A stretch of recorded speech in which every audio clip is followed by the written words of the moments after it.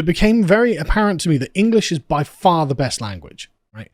You wouldn't be able to invent a language as good as English. It's so obviously the case that this has been organically produced by a fortuitous series of historical circumstances to produce what, again, like foreign authors will say, oh, English is the best language, right? So this is an Argentinian fiction writer telling William F. Buckley why English is much better than his native Spanish. But like I've done most of my reading in English, I find English far finer language than Spanish. Why? Well, there are many reasons. Firstly, English is both a Germanic and a Latin language. It goes to registers. For example, for any idea you take, you have two words. Those words do not mean exactly the same. For example, if I say regal, they're not exactly the same thing as saying kingly. Or if I say fraternal, not the same as saying brotherly. Or dark and obscure. Those words are different. It will make all the difference, speaking, for example, of the Holy Spirit. It will make all the difference in the word in a poem if I wrote about the Holy Spirit or about the Holy Ghost. Since ghost is a fine, dark Saxon word, while spirit is a light Latin word. So I love this distinction. And this is something that as soon as you start thinking like this, you realize, oh, I use a lot of Latin words, actually. And this is one of the curses of modernity. So it became apparent when I was doing my philosophy degree that you learn about the positivist movement, the logical positivists, through the beginning of the sort of end of the 19th century, beginning of the 20th century, who wanted to make a language that was devoid of metaphysics. Now, in English, what this means is a language that is purely scientific, and the scientific terminology in English is Latin. The genuine human terminology is all Saxon. And so it turned out that by the 1950s, this had burned out because it just wasn't possible to have a metaphysically pure language, one that didn't have it. I mean, just the very word I is a metaphysically loaded question, as in, what does I refer to? Is it referring to my body, or is it referring to my consciousness, or the concept of a person who is unique in place and time and denoted in every possible universe? And then suddenly you realize that even if I can't be described in a way that isn't metaphysical, then this whole movement is gone, right? And so by the 1950s, the scholars had worked out, yeah, this is probably nonsense. But the scientific revolution carried on. And the scienceization of our language is everywhere now. You'll notice, and if you start looking for this, people are using Latinate words where the good Germanic word would do. A great example of this, in fact, we'll get to here, right? This was a great post that I found, and we're going to have to scroll down because it's too big, right? And this is a great post that I found, and this really summarizes it, right? So it says, English has a cool built-in heuristic for detecting bullshit. Most of the nouns and verbs are Latin, Greek, or Germanic in origin. If Germanic, the things being discussed are probably real physical actions and things. Tree, walk, cow, shit, fall, would, buy, go, whatever. If they're Latin or Greek, caution is advised. Concept, information, imply, connotate, equity, liberty, diversity, oppress, empower, persecute, periphery, center, idea, intellect, all these sort of things. They're all airy words where it's like, okay, there are many interpretations of these words and they could be used to conceal things. He says, Germanic words are the ones we needed in 1065 and have never stopped needing. Words for real things. Latin and Greek words are the ones the Norman French aristocracy felt lost without, or philosophers and scientists felt the need to borrow from the ancients or make up. And this is why, like, the name of dinosaurs is always some, extraneous, weird Greek loanword compound that you can't pronounce, otherwise it'd be, armored spiked dinosaur would be, what the Ankylosaurus was called or whatever, right? And so this is a very interesting distinction because, as he points out here, it's not that they're all vapor. It's just good to keep that in mind. If you're asking yourself, is this bullshit? First ask yourself, is there a way to express this without a lot of Latin and Greek? And if the answer is no, you can be at the very least, it's not Lindy. So here's an example, misinformation. We have Germanic words that appear to cover this concept just fine. Lie and wrong. Now, which one do you feel more safe using when someone comes and says, this is misinformation, right? So you're not saying it's a lie. So you're not saying it's wrong. You're saying that there's something else attached to this, which is a great observation. Those won't do because misinformation doesn't mean wrong. It means heresy. It means that there's some kind of orthodoxy that the misinformation is attacking even though it's not the misinformation, the thing that you're referring to, even though it's not a lie and it's not wrong, because it wouldn't be accurate to say that's a lie, because it very firmly grounds it in yes or no. Whereas this is very airy, has blurred edges. You don't know, as maybe, I mean, misinformation, what does that mean? Then you get malinformation, it's even more sort of fruity. And so you've got the institutional Latin of the judicial, legal domain of experts. You don't need a master's degree to know what is and isn't a lie, which is, of course, Old English. What's right, Old English. What's wrong, Old English. Which means that they can't use a real word without looking absurd. They have to read the liturgical languages. And I love the use of that, liturgical languages. Exactly right. Latin being the language of the church. And so when we say, the experts are taking on a new priestly class, well, yeah, and they have their own liturgical language, actually. That's how you know they're lying. And so he said, he points out that, look, and that's how you know they're lying. Every word in this sentence is Old English. Right? And so this is why it's not good for the Latins on the continent. Now, that's not to say that, Latin in its context is bad or anything like that. The Latin languages are fine. It's just when it's being used in Anglo-Saxon, in Old English, in the English language, this is an important thing you should think about. Because actually, a lot of, like what Fauci was saying and stuff like this, would all be couched in Latin language.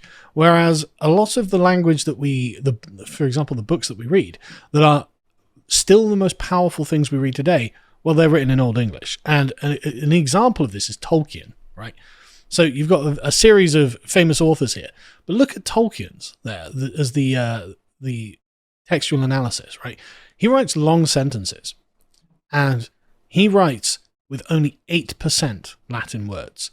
89% of his words are solid, earthy, Germanic words.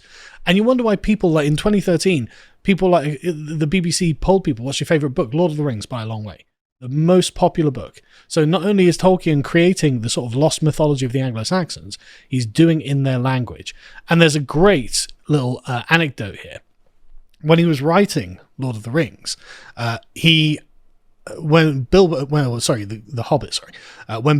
leaving Bag End, Tolkien had Gandalf saying, "Adieu, my dear Bilbo," or at least "au revoir."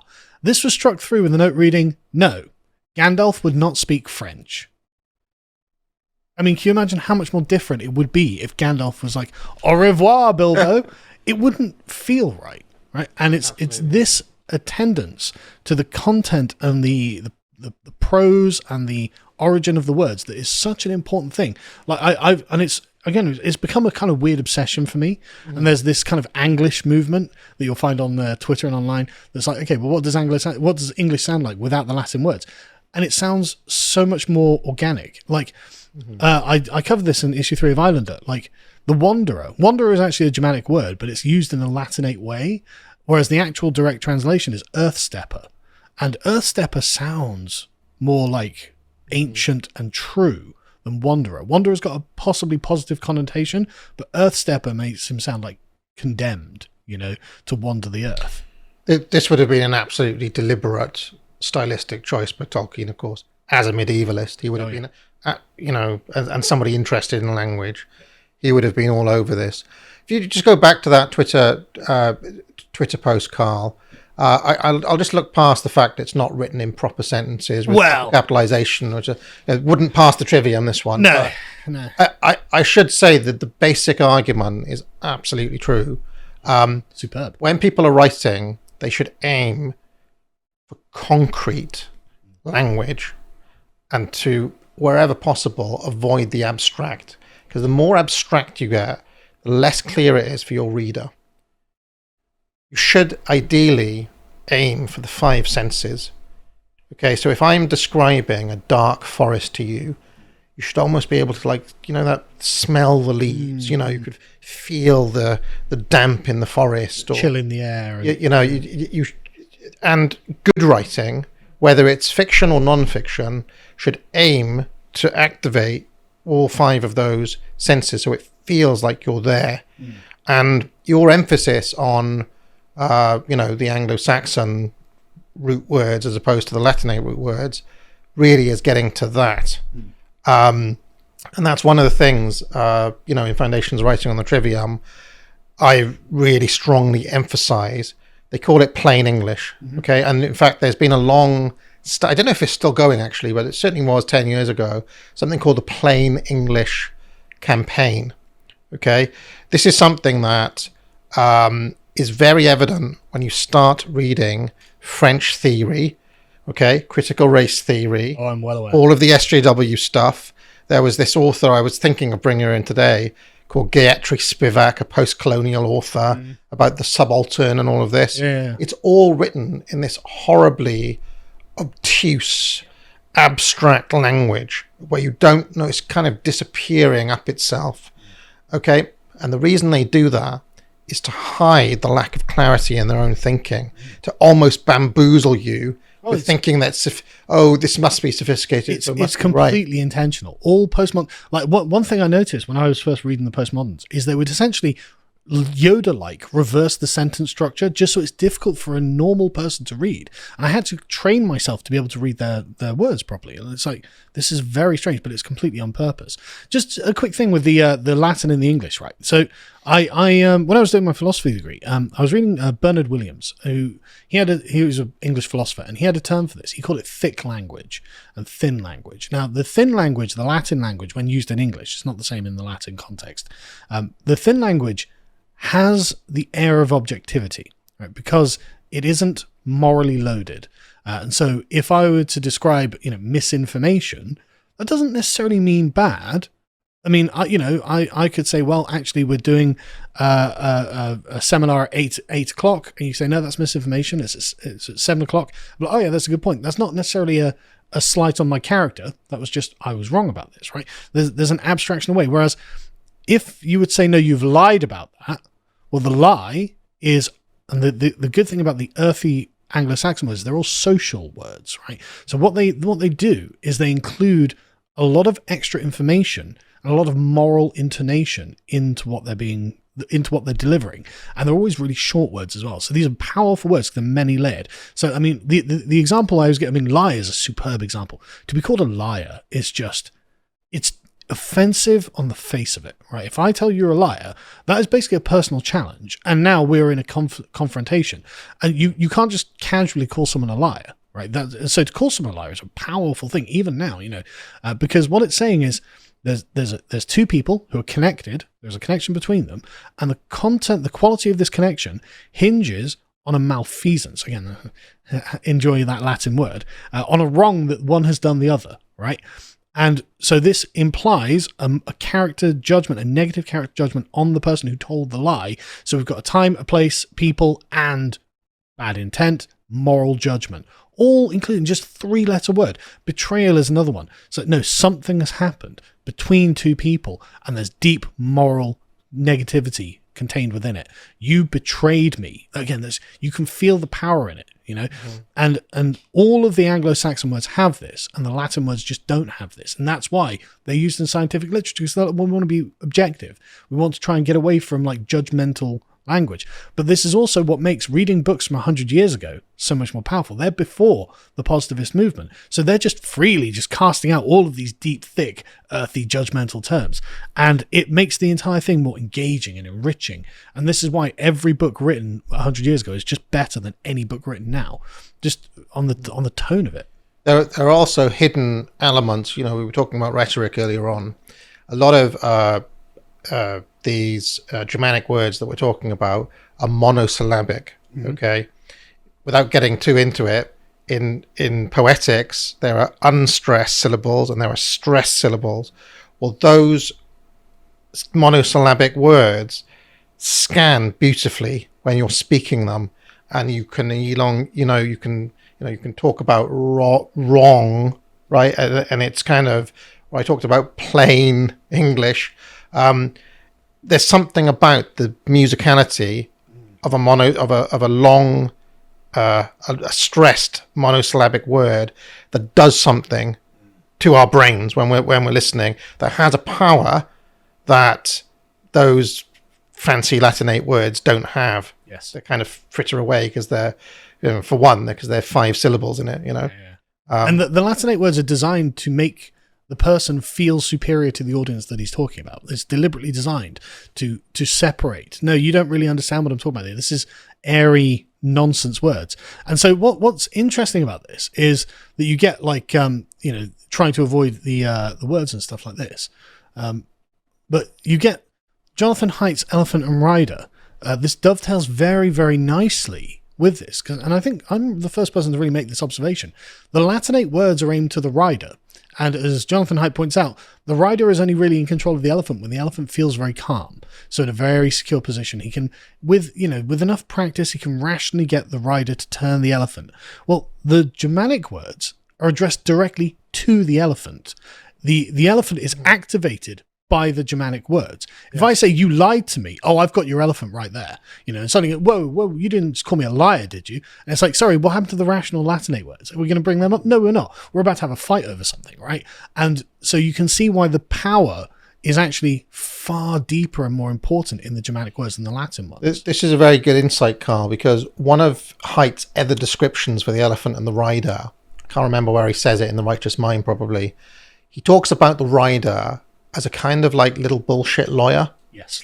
He's like your little lawyer. He is there to post-generating little bullshit arguments for you. This is why I did this thing. Have you ever read any legal documents? They're all written in legalese, right? But what that is a kind of arcane gatekeeping system to push up the premium of the lawyer. Yeah. Oh, you're a lawyer, you speak this magic kind of elite language that you need all sorts of training to understand.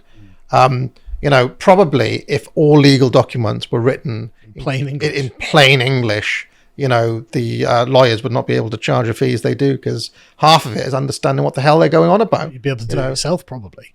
But the reason I bring this up is the Latin Germanic distinction is incredibly important, and I found myself just almost every day thinking about this, because like if you go to Churchill's a master of doing this. Like in the famous "We shall fight them on the beaches, we shall fight them on the landing grounds, we shall fight them on the fields and the streets, we shall fight in the hills, we shall never surrender." Well, there's only one Latin word in that, and it's the bad word. It's the surrender, as if the Anglo-Saxons didn't have a word for surrender, because why would we need that? Mm-hmm. And this is just one of those things where if you're a master writer, you realize, oh yeah, no, this actually affects the tone and impact of the writing itself. And then you come on to what are Fowler's rules and Orwell's rules, which is what you talk about, in fact, in your Foundations of Writing course, which I didn't know this in advance of doing the course, but as soon as I saw it, I was like, all of that is correct. Do you want to just give us a quick recap on them? Well, do you have them here? I didn't get them up, actually. I've got them. Okay, do we have... the Fowler's rules and Orwell's rules, they're basically very, very similar in just use small words and plain language as much as possible. Yeah, I mean, so for example, as we've been talking about, don't use a fancy word where a simple word will do. Okay, one of Orwell's rules. Don't use more words than you need. Yeah, there's another thing. Economy of words is also important. So, Orwell is trying to get you to write economically. And in fact, reading Orwell, not just 1984 and Animal Farm, any Orwell, he was a fantastic writer of prose and is somebody who I'd recommend people read. I've got a great example of this in shooting an elephant. When he was a colonial administrator in Burma, and he's like the only white man around. Again, this is like, oh, a white man has arrived, the Englishman has arrived in Burma, has he? Okay, things are going to happen now. So there's an elephant rampaging through the village, and Orwell is describing this, and because he is using mostly Germanic, mostly plain language, oh, you feel like you're there. And you can feel the pressure that's on Orwell as he's got to go get the elephant gun. And he sees the elephant, the elephant's actually calmed down a bit, but it's still rampaging a bit. And he shoots it in the head and it just freezes. And he's just like, but suddenly you're immediately there. And the writing is so much more compelling than if he'd used an abstract Latinate word to describe the genuine feeling of because he didn't want to shoot the elephant, obviously.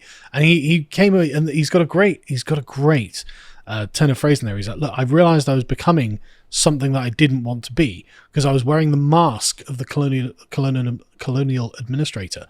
And when you wear a mask, your face grows to fit it. And again, the mask, that's the Latin word, but face grows to fit.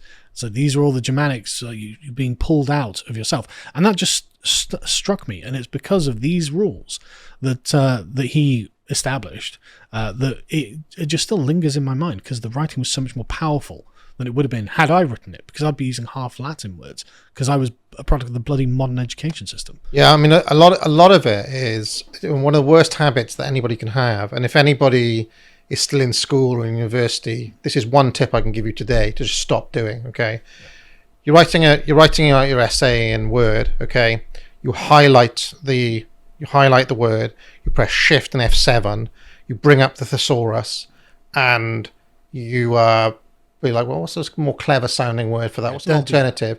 Just never do that. Yeah. Try to write as if you could explain it to, somebody who's not on your course.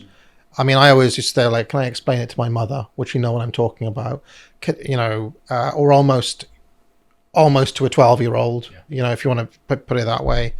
And more powerful writing generally comes from when you're not trying to be clever. The worst writing is when you're trying to come across as if you're clever. Just say what you mean. And moreover, if you're trying to sound clever, then is what you're saying really as clever as you think it is? If you're trying to mask how, if you're trying to sound clever when delivering your argument, then your argument can't be that clever to begin with. And so maybe you need to go back and work on it. But anyway, just so the courses.lotus.com, the Trivium is live, and we will, of course, be hosting our webinar at 7 p.m. Thursday today, and we will have a discount code for anyone who completes the webinar as well. So do come and see us in, about 5 hours, in fact, because we'll be doing that. If you would like to watch the full uncut version that is also uncensored, head on over to lotuseaters.com to find out more.